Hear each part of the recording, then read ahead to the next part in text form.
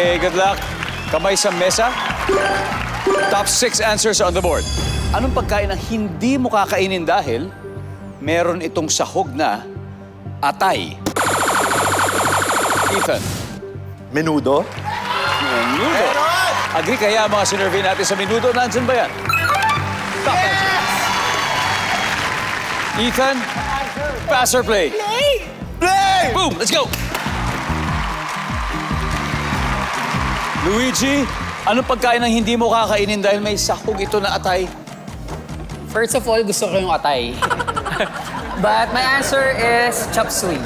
Chop suey. Oo, tama. Nandyan ba ang chop suey? Hilin, anong pagkain ang hindi mo kakainin dahil may sahog ito na atay? Ako ikabalen. At napakasikat na dish to sa Pampanga. At meron din tong lamang atay. Sisig. Sisig. So ang Kapampangan sisig, may atay talaga ito, no? Meron. Ay, galing. Pero walang mayonnaise. Wala. Ay, wala. Wala yan. Kasi Nandyan ba ang naka-plate ka. sisig? Wala. Rian, paano pagkain hindi mo kakainin dahil may sahog na atay? Adobo. Adobo, yes. Minsan, may adobo na may atay. Nandyan ba yung survey? Yes! Oh yeah, you got it, Ethan. Pagkain hindi mo kakainin dahil may sahog na atay. For sure, may igado.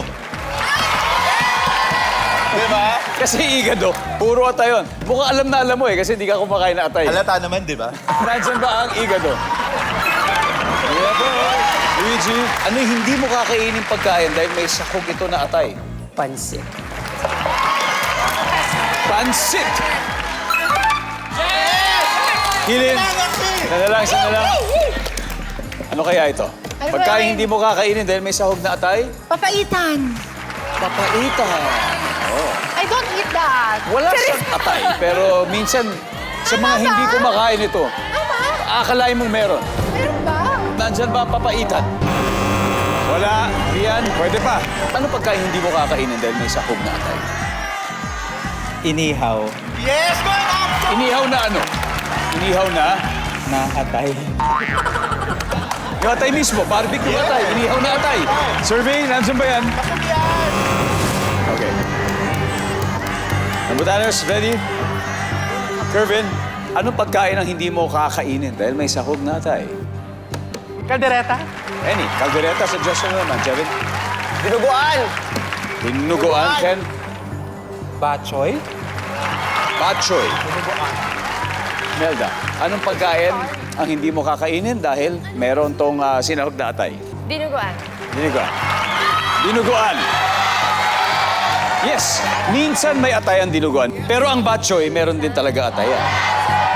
Ang sagot nila ay dinuguan. Ang sabi ng survey ay...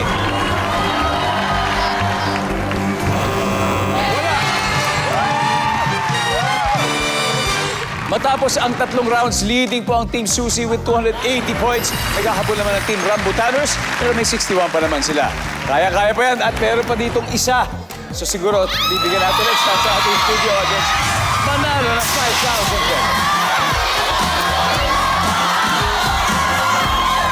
Hello, what's your name? Hi po, I'm Francine po. Hi, Francine. Tiga saan ka, Francine?